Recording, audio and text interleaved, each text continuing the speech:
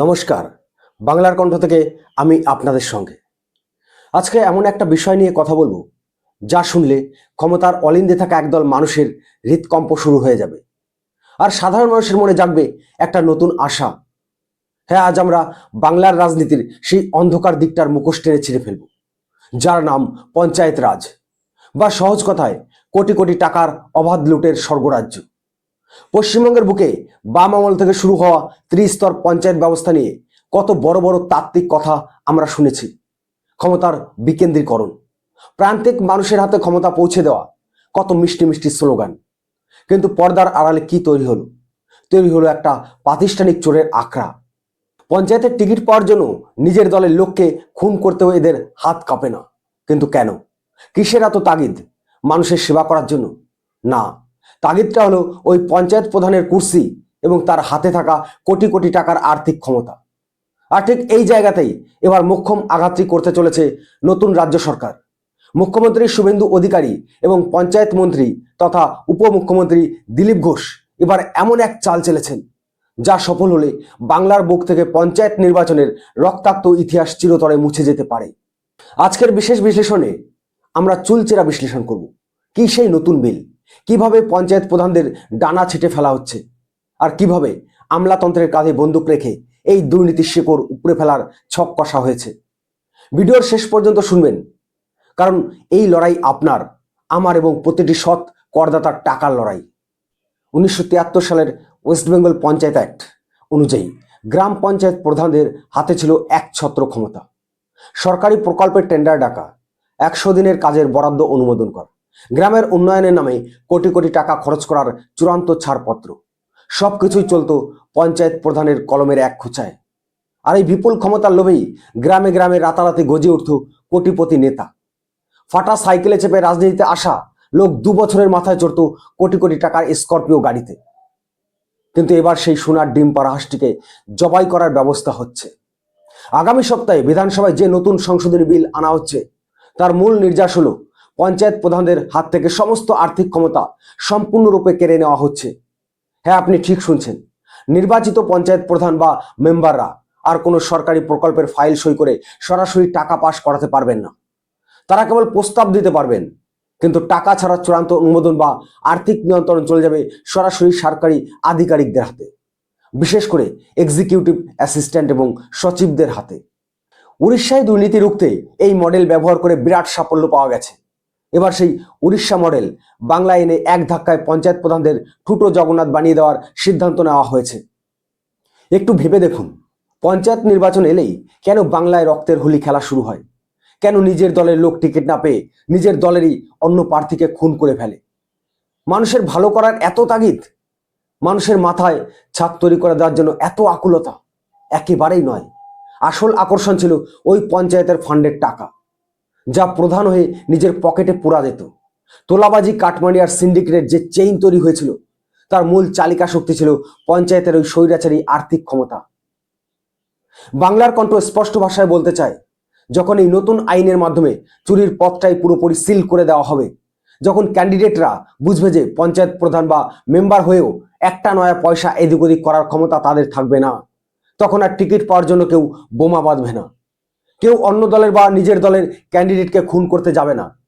যারা সৎ, যারা সত্যি মানুষের জন্য কাজ করতে চান, কেবল তারাই তখন নির্বাচনে দাঁড়াবেন। আর যারা বিজেপির ঝান্ডার তলায় বা অন্য কোনো দলের ছত্রছায়া এসে স্রেফ মাল কামানোর ধান্দায় ঘুরছিল, তারা এবার লেজ গুটিয়ে পালাবে।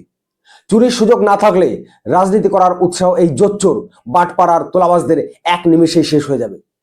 এবার একটা বড় প্রশ্ন উঠতে পারে, পঞ্চায়েত প্রধানদের হাত থেকে ক্ষমতা কেড়ে নিয়ে সরকারি আধিকারিক বা এক্সিকিউটিভ অ্যাসিস্ট্যান্টদের হাতে দিলে কি দুর্নীতি পুরোপুরি বন্ধ হয়ে যাবে? সরকারি আমলারা কি ধোয়া তুলসী পাতা? তারা কি দুর্নীতি করবে না? এখানেই রয়েছে আসল আইনি মারপ্যাচ। রাজনৈতিক নেতাদের পেছনে একটা দল থাকে, পেশি শক্তি থাকে। তারা বুক ফুলিয়ে দুর্নীতি করলেও পুলিশ বা সাধারণ মানুষ তাদের ছোঁয়াত দূর প্রশ্ন করার সাহস পায় না, কারণ তাদের মাথায় বড় নেতার হাত থাকে। কিন্তু একজন এক্সিকিউটিভ অ্যাসিস্ট্যান্ট বা সরকারি কর্মচারী যখন টাকা বরাদ্দ করবেন, তিনি কিন্তু কোনো পলিটিক্যাল প্রোটেকশন পাবেন না। তিনি যখন জানবেন যে সামান্য একটা ভুলের জন্য বা পঞ্চায়েত প্রধানকে ম্যানেজ করতে গিয়ে যদি তার সয়ে দুর্নীতি ধরা পড়ে, তবে তার চাকরি যাবে, পেনশন আটকে যাবে এবং সোজা জেল খাটতে হবে। তখন তিনি 1,000,000,000বার ভাববেন। সরকারি চাকরি করতে এসে কেউ নিজের পুরো কেরিয়ার আর পরিবারকে বিপন্ন করতে চাইবে না। তাছাড়াও গ্রামের মানুষ যখন জানবে যে আসল ক্ষমতা এই সরকারি বাবুর হাতে আর তিনি দুর্নীতি করছেন, তখন মানুষ তাকে মাঝ রাস্তায় দাঁড়িয়ে জবাবদিহি করবে। নেতার মতো সরকারি আমলাকে বাঁচাতে কোনো ক্যাডার বাহিনী এগিয়ে আসবে না। ফলে এই সরকারি কর্মচারীরা চুরির ফাইল সই করার আগে ভয়ে কাঁপবেন। আর এটাই হলো সিস্টেমের জয়। এবার কি তবে পুরসভার পালা? আমাদের জোরদার দাবি, পঞ্চায়েতের এই আইন সংশোধন নিঃসন্দেহে একটা ঐতিহাসিক পদক্ষেপ। এর জন্য পশ্চিমবঙ্গ সরকারকে সাধুবাদ জানাতেই হবে। কিন্তু বাংলার কণ্ঠের প্রশ্ন, শুধু পঞ্চায়েত কেন, শহরগুলোতে পুরসভার কাউন্সিলর বা চেয়ারম্যানদের নিয়ে কি ভাবছে সরকার? শহরের ওয়ার্ডে ওয়ার্ডে এখন স্বঘোষিত কাউন্সিলরদের ছড়াছড়ি। তারা এক একজন কোটিপতি। কলকাতা কর্পোরেশনের ডিলিমিটেশনের পর ওয়ার্ডের সংখ্যা বাড়ছে, হয়তো 200 বা 220 ছাড়িয়ে যাবে। ওয়ার্ডের আকার ছোট হচ্ছে ঠিকই, কিন্তু পাড়ায় পাড়ায় প্রমোটারদের কাছ থেকে তোলা নেওয়া, বেআইনি বহুতল বানাতে সাহায্য করা আর কাটমানি খাওয়ার প্রবণতা তো কমেনি। তাই বাংলার কণ্ঠের দাবি, এই একই ধরনের আইন পশ্চিমবঙ্গের মিউনিসিপ্যালিটি এবং কর্পোরেশনগুলোতেও আনা হোক। কাউন্সিলরদের হাত থেকেও ফিনান্সিয়ালি পাওয়ার কেড়ে নেওয়া হোক, বা অন্তত একটা ব্যালেন্স তৈরি করা হোক, যাতে সরকারি আধিকারিকদের নজরদারি ছাড়া এরা একটা টাকাও খরচ না করতে পারে। যদি কাউন্সিলরদের রুজি রুটির চুরির উৎস বন্ধ করে দেওয়া যায়, তবে কর্পোরেশনগুলোতেও ভদ্র ও শিক্ষিত মানুষরা ভোটে দাঁড়ানোর সুযোগ পাবেন। আমরা তৃণমূলের জামানায় 100 দিনের কাজ নিয়ে বিপুল কেলেঙ্কারি দেখেছি।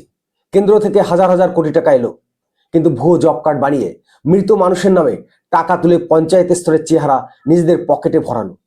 হিসাব চাইলে কেন্দ্রকে হিসাব দিতে পারলো না। ফল কি হলো? গরিব মানুষের হাড় ভাঙা খাটনির টাকা বন্ধ হয়ে গেল। মধ্যবর্তী কিছু লোভী নেতার জন্য মাসুল দিতে হলো বাংলার প্রান্তিক মানুষদের।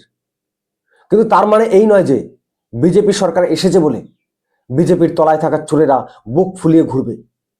বাংলার কণ্ঠ অত্যন্ত কড়া ভাষায় বলতে চায়, একদল বর্গী চলে গিয়ে যদি আর একদল নতুন বর্গী এসে বাংলার সম্পদ লুট করার জন্য হা করে বসে থাকে, তবে বাংলার মানুষ চুপ করে বসে থাকবে না।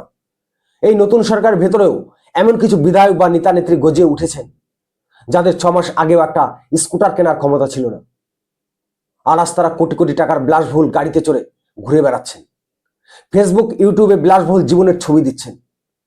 কোটি কোটি টাকার সম্পত্তি কোথা থেকে আসছে 2-3 মাসে? কোনো বিজনেস বা চাকরি তো আপনারা রাতারাতি দাঁড় করাননি, তাহলে কোথা থেকে আসছে এই বিপুল বৈভব? জনগণ কিন্তু বোকা নয়। এই তোলাবাজি, এই হাঙ্গরের মতো গোগ্রাসে গিলে খাওয়ার স্বভাব যদি নতুন দল শুরু করে, তবে এই পঞ্চায়েত বিল তাদের জন্য প্রথম ধাক্কা হতে চলেছে। শুভেন্দু অধিকারী ও দিলীপ ঘোষের নেতৃত্বাধীন সরকার যদি সত্যি সৎ হতে চায়, তবে তাদের নিজেদের দলের ভেতরে থাকা চোর বাটপারদেরও আগে চিহ্নিত করে দল থেকে লাথি মেরে বের করতে হবে। দুর্নীতিমুক্ত পশ্চিমবঙ্গ গড়ার যে লড়াই, সেই লড়াইয়ে এই পঞ্চায়েত আইন সংশোধন বিল একটা মাইল ফলক হতে পারে। বিধানসভায় যে তথাকথিত বিরোধী দলগুলো রয়েছে, তারা এই বিলের বিরোধিতা কিভাবে করে, সেটাই এখন দেখার বিষয়। চুরির পথ বন্ধ করার এই বিলকে যদি কোনো দল বিধানসভায় দাঁড়িয়ে বিরোধিতা করে, তবে বুঝে নিতে হবে তারা চোরদেরই সমর্থন করছে। বাংলার কণ্ঠ সবসময় সত্যের পক্ষে, বাংলার মানুষের অধিকারের পক্ষে কথা বলবে। কোনো ব্যক্তি, কোনো দল বা কোনো বিশেষ মতাদর্শের কাছে আমরা মাথা নত করব না। সরকারের ভালো কাজকে আমরা যেমন স্যালুট জানাবো, তেমনি সরকারের ভেতরে চোরদেরও আমরা নগ্ন করে দেব। এই লড়াইয়ে আপনাদের সমর্থন আমাদের একমাত্র শক্তি। চ্যানেলটি সাবস্ক্রাইব করুন, বেশি বেশি করে শেয়ার করুন এবং কমেন্ট বক্সে আপনার মূল্যবান মতামত জানান। আপনি কি চান? পঞ্চায়েতের মতো পুরসভাগুলোতেও কি কাউন্সিলরদের আর্থিক ক্ষমতা কেড়ে নেওয়া উচিত? আপনার মতামতই বাংলার আসল কণ্ঠ।